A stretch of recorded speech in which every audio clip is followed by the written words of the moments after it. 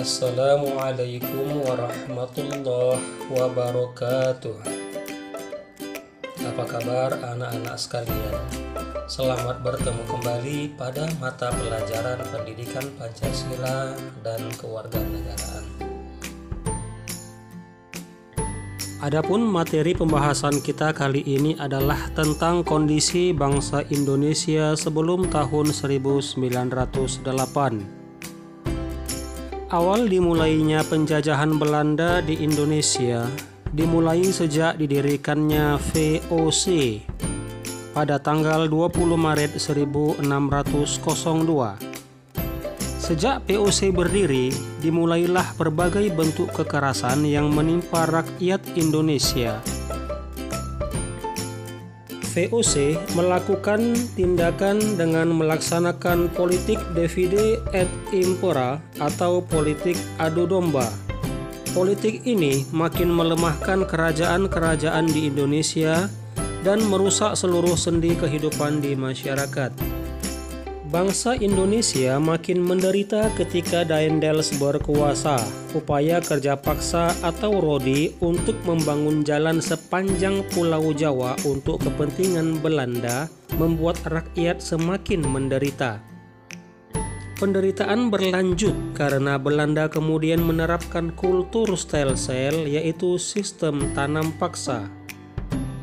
Sistem tanam paksa mewajibkan rakyat menanam sebagian dari sawah atau ladang mereka dengan tanaman yang ditentukan oleh pemerintah dan hasilnya diserahkan kepada pemerintah. Penderitaan bangsa Indonesia menumbuhkan benih perlawanan di berbagai daerah, di antaranya Sultan Hasanuddin di Sulawesi Selatan, Sultan Ageng Tirtayasa di Banten, Tuanku Imam Bonjol di Sumatera Barat, Pangeran Diponegoro di Jawa Tengah. Penderitaan yang dialami bangsa Indonesia juga menyadarkan beberapa orang Belanda yang tinggal atau pernah tinggal di Indonesia, di antaranya Baron van Houvel, Edward de Westdekker, dan Mr. van Deventer. Edward de Westdekker terkenal dengan nama samaran Multatuli dan menulis buku Max Havelaar pada tahun 1860.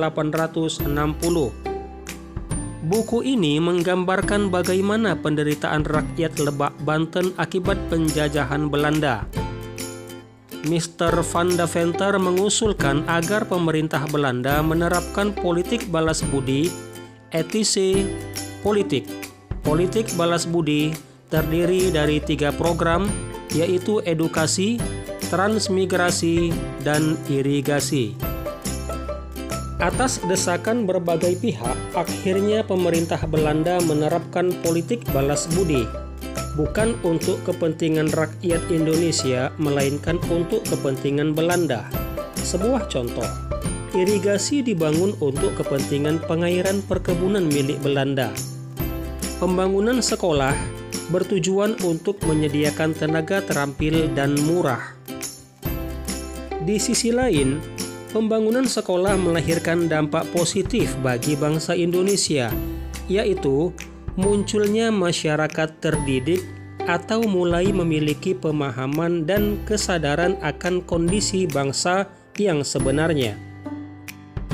Bangsa Indonesia saat itu kondisinya bodoh, terbelakang, dan miskin. Mereka yang mengenyam pendidikan dan sadar akan nasib bangsanya selanjutnya menjadi tokoh-tokoh kebangkitan nasional.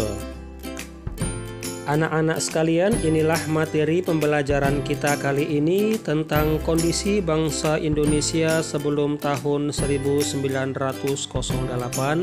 Kita akan lanjutkan materi berikutnya di pertemuan berikutnya. Terima kasih. Selamat belajar. Assalamualaikum warahmatullahi wabarakatuh.